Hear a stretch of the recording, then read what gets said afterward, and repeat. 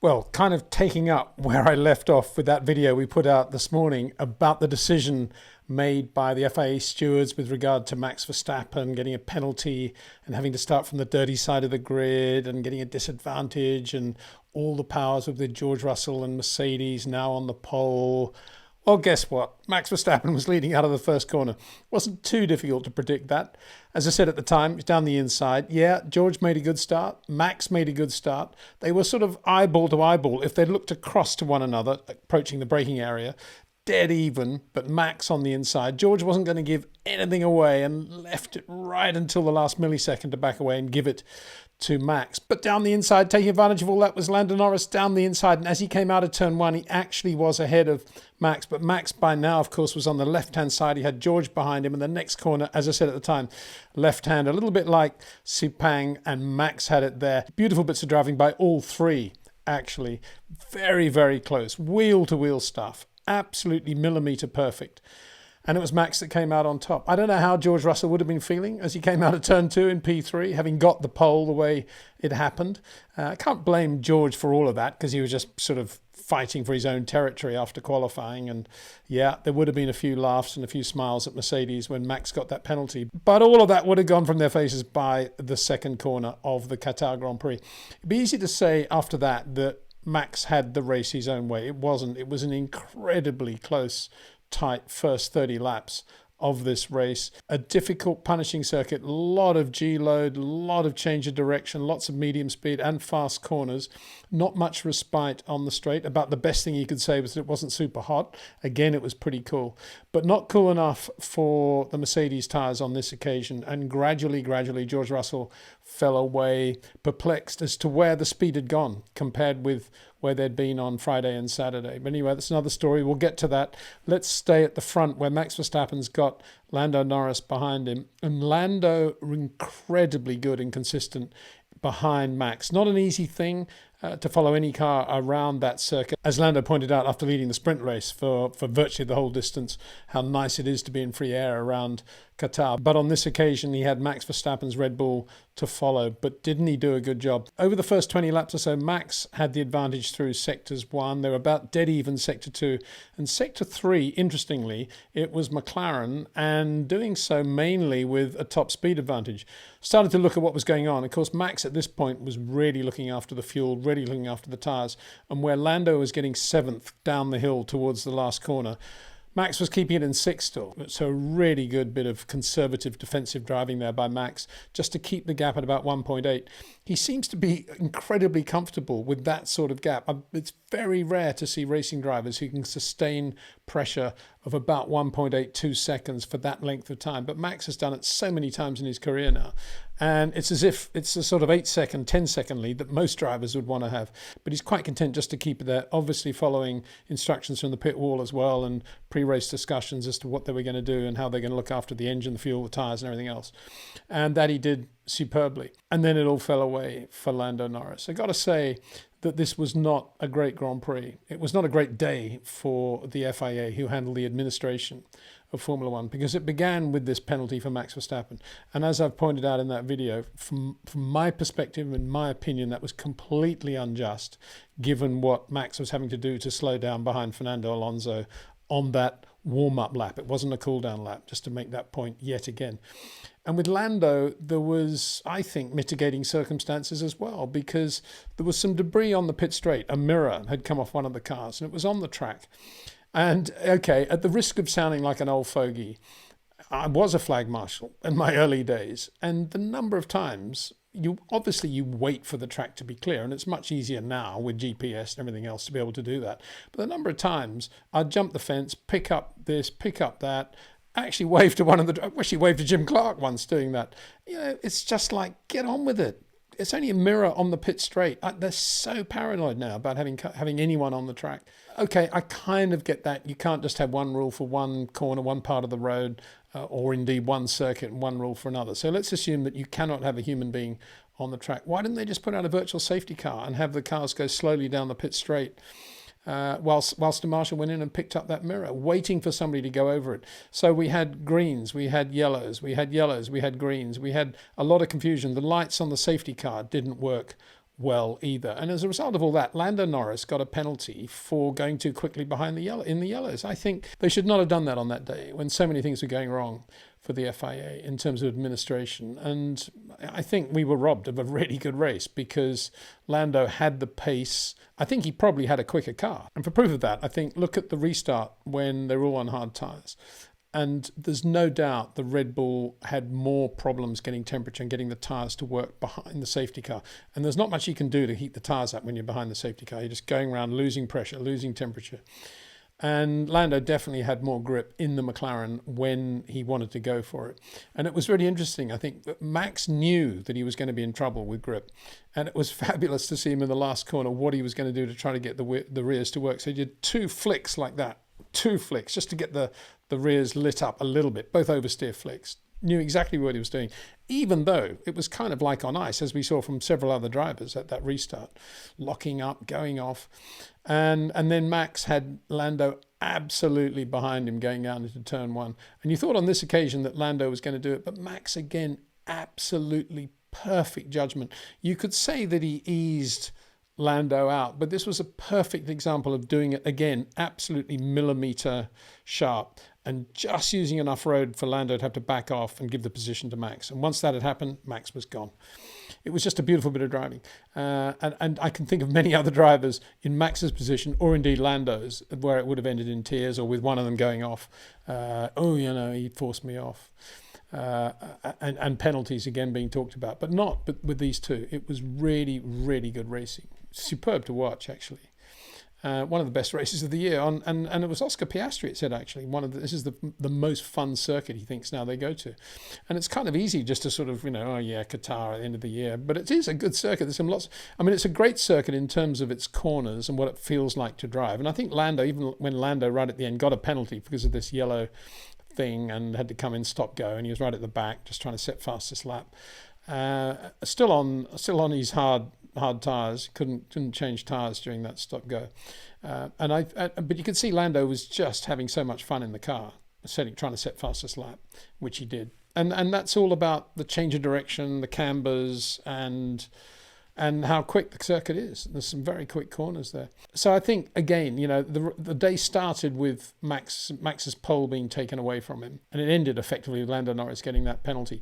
Both of them, I think, uncalled for. And it's to the fans' loss that happened. So it was Charles Leclerc that finished second for Ferrari, and here we were. And it was a difficult day for Ferrari, particularly for Charles Leclerc, who discovered on the grid, I think it was the grid, that maybe in the formation lap, that he couldn't get his drink bottle to work. There's something to do with a clip under the balaclava for it.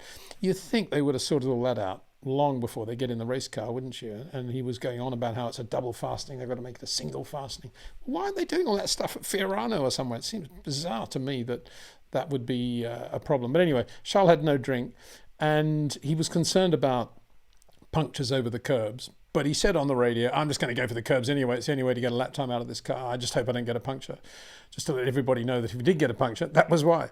Carlos Sainz got a puncture. But Carlos got it in the debris, I think. So slightly different thing. But Charles didn't. P2. Very good. And on a circuit which was always going to be difficult for Ferrari. There's too many corners, really. Too many difficult corners. Medium, high-speed corners, should we say. And Charles did really well. Bad luck for Carlos Sainz for that. And he also had a really long pit stop as well. So right at the end, he almost caught Pierre Gasly, but just couldn't get him. Great drive by Pierre Gasly, got to say here, sort of getting it out of sequence, but fabulous drive by Pierre Gasly in the Alpine Renault, because right at the end, he was in major fuel saving and engine conservation mode, couldn't use full throttle here, had to lift and coast there, and still he beat Carlos Sainz over the line. So really good drive by Pierre Gasly. And so what happened to George Russell with the pole? Mercedes looking, really strong on the pole, George Russell. Well, he didn't start on new tyres. That was the problem. He didn't have any new mediums, nor did Ferrari, whereas Red Bull and McLaren both did. They all started on new tyres, which is a logical thing. It points more to the organisation, I think. And you could look at Red Bull and say they were in much more trouble than Mercedes or Ferrari on Friday in Qatar, and yet still they were planning to make sure they had at least one new set of mediums for the race start. And that was one of the reasons Max was able to get alongside George going into one because he had the traction from the new tyres. And George on used tyres couldn't really convert his pole in the way he should have. Had he been on new tyres, I think he would have been leading into the first corner. So that goes to, what does that go to? That goes to sort of, organisation at Mercedes. I mean, there was no reason for that because Mercedes were actually in pretty good shape Friday and Saturday in terms of the runs and the sprint race and basic grip and balance. So extraordinary that Mercedes managed to find themselves in that position, I think. A little bit more understandable with Ferrari because it isn't the greatest circuit for them, and the two drivers are never really happy with the car. But from the start of Friday, George Russell was pretty much on it, wasn't he? And saying, wow, it's great here, cooler ambience, track temperature, everything's great. So George came in quite early and went to hard tyres and then came in again. And they put another set of hards on. He went ballistic on the radio as to why they hadn't gone back to mediums, and he started trashing the hard tyre on the radio. Something that I've mentioned before, that I think senior drivers, I think George is a senior driver in Formula One now, should not be trashing Pirelli publicly, because it's very easy to take Pirelli for granted and to trash them when things are not going well, and then never praise them or talk about them when things are going according to plan. And I think the drivers need to be, I think for me, a driver criticising Pirelli publicly on the radio is actually about the worst crime they can commit. I know that don't get any sort of penalty for it, but to me it's not correct because of the amount of effort that Pirelli put into Formula One, being the monopoly supplier. And for those that are anti-Pirelli and still wonder why we're with Pirelli tyres, I can tell you now, it's because there was nobody else that was going to do it at the time. And they still do a really good job, particularly for the sport, in terms of PR and the general profile they give to their involvement. So yeah, I think George should get a black mark for what he was saying about Pirelli, or those tyres particularly on the radio. And then a little bit of irony, George Russell also got a time penalty at the end, because he didn't keep within the delta behind the safety car. What? After everything that happened after qualifying. Anyway, George eventually finished fourth, and Lewis Hamilton, where was he? Yeah, he was in the race, P12. Just a terrible, terrible race. Another very bad race for Lewis Hamilton. And it's odd, isn't it? Because you would imagine that, as I said yesterday, you'd imagine that Carlos Sainz would be thinking, and we'd be seeing it in his driving, this is my second last, and now coming up my last race for Ferrari, I'm going to go to Williams next year. Whereas Lewis would be thinking, yeah, Meg, I had a great time at Mercedes, I'm going to Ferrari next year. And he'd never be driving better, totally relaxed, enjoying every minute of it. And yet, not there at all. Oscar Piastri finished a strong and aggressive, but occasionally ragged P3 for McLaren-Mercedes. The gap now between McLaren and Ferrari, McLaren ahead of Ferrari, of course, going into the finale at Abu Dhabi, is now 21 points. So a good P3 in that sense for McLaren. And Pierre Gasly finished fifth in the end. Really good drive by Pierre. As I say, Carlos was sixth. Fernando Alonso did well. He was complaining like crazy early in the race about, 2 years now and the car is still terrible in a straight line. And yet every speed trap I saw, he was quickest. So I don't know what that was about. I think it could be something to do with the DRS, and he doesn't get the improvement in DRS that he should get, given how quick the car is in a straight line naturally when it's not in DRS. I think it may be that, and he may be saying 2 years now we haven't had a great DRS. It could be that. But in terms of a straight line, he wasn't bad at all, and Fernando finished seventh. Best result they've had for a long time at Aston Martin. It doesn't say much, does it? And Lance Stroll, absolutely terrible, drove into Alex Albon on the first lap, and then got a penalty as well, and they just retired the car, and was just... What a waste of a car that is. I've got to say it. It really is.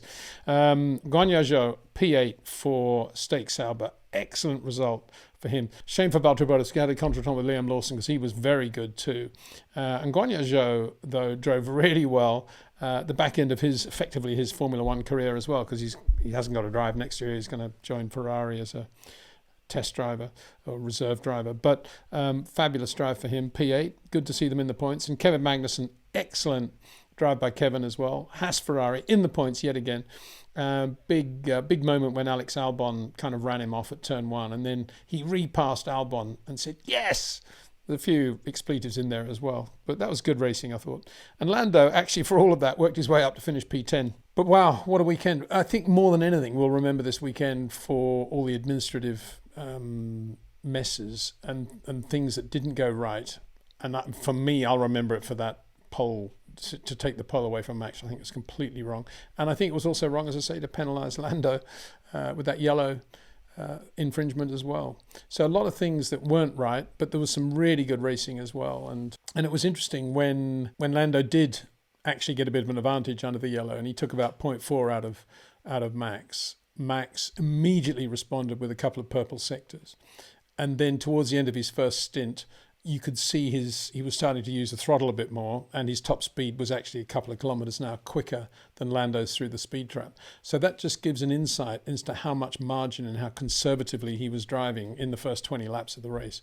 And those 20 laps to me were absolute magic, the way he drove those from his grid position, from everything that happened with that penalty, because it's not an easy thing to swallow, everybody asking you about it, what do you think, and all he could do, of course, at this stage was just try to ignore the whole thing and get on with it and say, well, at least I'm starting from the front row. And you kind of knew, didn't you, that he was going to be leading out of the first corner. Either that or they're going to be in the boonies. But yeah, brilliant drive by Max Verstappen. I think driver of the day actually went to Gonyageo. On this occasion, I'm kind of understand that. I can't say hand on heart that I think he did a better job today than Max Verstappen, for example, but really good performance from him. Qatar, the most fun circuit on the Formula One calendar. Who would have thought? Who would have thought after the way McLaren looked so good on Friday and the way they dominated the sprint race? Who would have thought that Max Verstappen will put together another of his beautifully polished races and win it at exactly the right rate at all the different phases of the race? And showing little bits of car control you don't often see. I love it when they're behind the safety car and they've got to try and get the tyres to work. And I think when you see drivers on cold tyres after the safety car, that's one of the great moments of Formula One, seeing who can do that and who can't. Obviously, it depends kind of how good the car is, but there's no doubt in my mind, as I said before, just to repeat it, that the McLaren was a better car today. And yet Max, with that problem, with the cold tyres, he just did a couple of these. And that's what I remember most, I think. Wow, wow. Yeah, very Terry Newell. Beautiful. Anyway, there we go. Another race coming up next weekend. As I say, I'll be at Monza for that one. That'll be an interesting one. So bear with me, but it'll be good fun. All the noise going on in the background there as Pirelli celebrate their involvement in the WRC, which will be taken over by Hankook in 2025. But there'll be lots going on in the background. But I'll be focused on Abu Dhabi, don't worry. So a big thanks to Jetcraft, to OEM Exclusive and to Track Ninja, and dare I say it, to you, the viewer, for watching. Hope you've enjoyed everything we've done, and I look forward to seeing you again very soon.